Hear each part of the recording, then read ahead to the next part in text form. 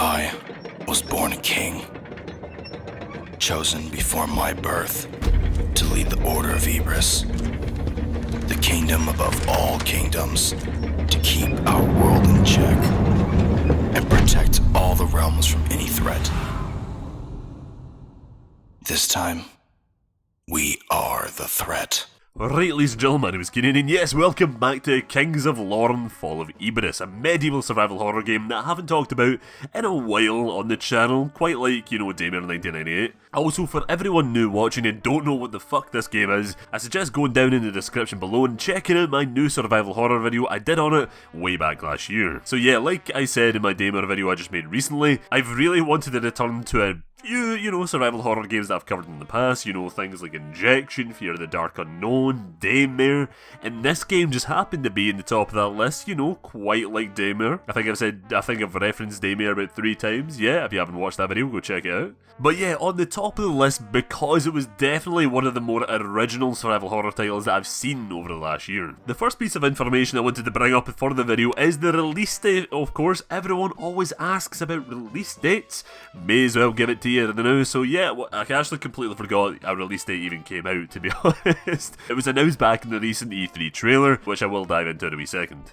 But yeah, get ready to check out Kings of Lorn, Fall of Ebris on the 9th of September this year, which is really soon, actually, really soon. And I actually start back in uni around that time, so yeah, it's going to be quite busy. This will be my weekend game, let's call it, fuck it. But yeah, I'll definitely be picking it up, I'll definitely be streaming it as well when it goes live, and maybe I'll even review it, depending on if I ever get Injection Pi 23 finished. The reason why I'm mainly taking a look at this game again isn't because we had like this massive dump of information dropped on us. No, it's actually because of the release date itself. One of the biggest things to come out recently for this game is in fact the E3 trailer, which we will dive into a wee second, but before we do that I want to take a look at the updated story description on the Steam page that reveals very new information. On the Steam page we actually get a wee bit of backstory to the main game. When the world of Lera is stricken by an unstoppable plague, the king of the kingdom of Ebris, which was you at the time, goes out to find a way to bring an end to your people's suffering.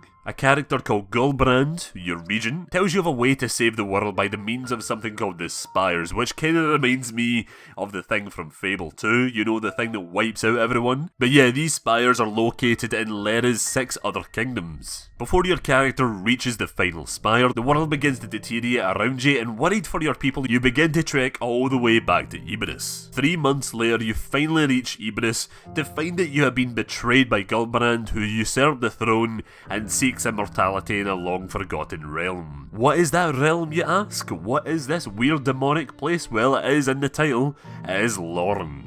The story does sound really sick actually, but one thing I cannot wait to dive into in this game is the lore itself, which I seen Team Kill Media actually working away on their Twitter. Apparently the lore can be read within the game, which you know is always a good thing, and it is kind of weird to bring that up and be like, hey, by the way, this is a cool feature, you can actually read the game's history in the game, which you're probably sitting there wondering, hey Kieran, why did you bring that up? Well, it's mainly because I've seen games like Destiny and all that just handle it in such a piss poor fucking way, where it's like, hey, do you want to read about the game's history? Well, either go into the fucking wiki page, which to be honest is cool, or you download this app or go onto the game's website to find out the history there, instead of, you know, hunting down a piece of documents inside the game itself to uncover it in such an immersive way. You know, fuck that. You go into a website, fuck you. Anyway, let's finally move on and talk about and take a look at the recent E3 trailer. Some of the shots in this trailer make it look absolutely stunning, by the way. Like the first cut that's in the trailer where you're like walking across a bridge with the massive sword and there's mist and everything everywhere, and you just see this dragon, or like a silhouette of a dragon flying through the mist bin behind a mountain. It looks fucking brilliant, I'm not gonna lie. The first minute of this trailer is just pretty cool overall because it's just death fucking everywhere, and not death as in like people killing things, no, it's just silence and emptiness, you know. It is literal death.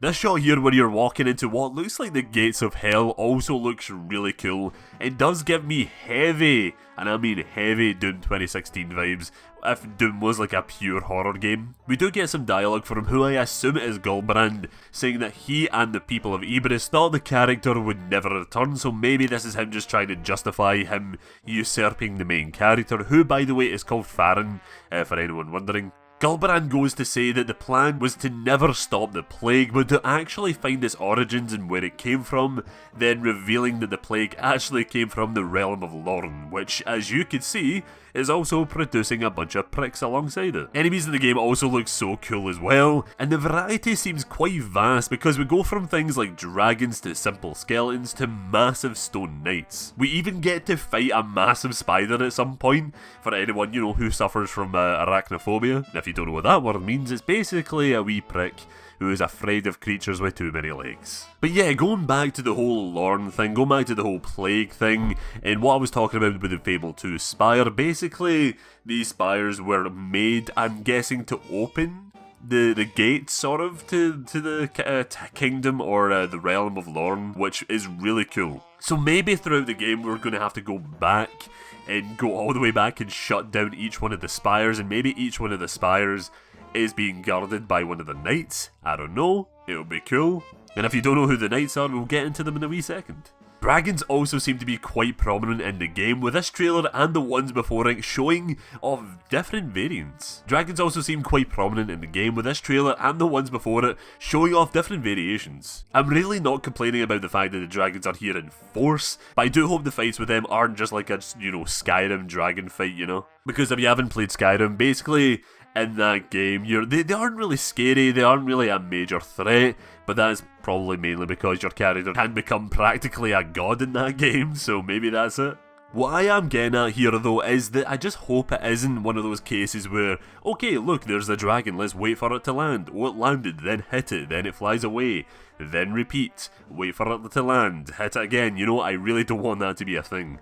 I do want more interesting fights with them, and I hope each dragon in the game does have like a specific weakness, you know, that might be another strength. Like one dragon can be shot down with a simple crossbow, and then another has actually hardened skin that arrows can't pierce. What I really want in the game though, which is indicated by the devs, is that each boss fight with the Order to be quite unique. There are 6 members of the Order that betrayed Farron, aka the player, so you might need to fight them one by one, then finally take on Gulbrand, also known as the King, if my gaming knowledge, you know, and in general Mafia takedown knowledge is to be correct. But if this is the case, I really don't want them all, like all the members of the Order, just to be the exact same and to have the exact same fighting styles and everything. Because I've seen games like that do that before, and it does get really boring. So that's what I was saying about the Spire thing beforehand, where it's like there's probably going to be a member guarding a Spire. Well, that's just assuming if the game is about going and, you know, disabling these Spires, if you want to say that. And maybe there's going to be a member per Spire. I really hope it isn't the exact same case every time. I do want them all to be sort of unique in their own way. Imagine like a Night King looking fellow fucking riding a dragon. Now that'd be cool, that'd be awesome. The weapon variety looks good here as well, especially for a game set in the medieval times. I guess my one main worry here is the sword and overall, you know, just the melee combat, because in games like this, they're not always really done right.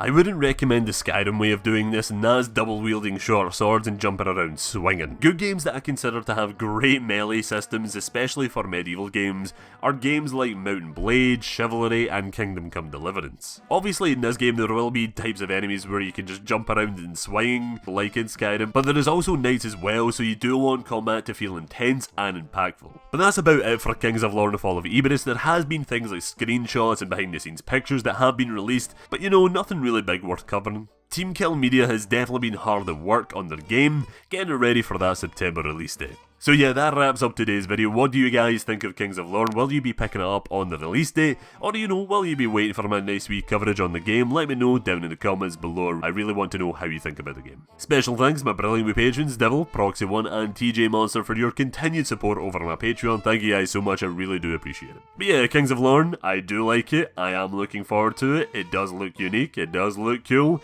and expect it on Bundicot very soon. So yeah guys, thank you all for watching the video. Really do appreciate it, and I shall see you next time. Bye bye.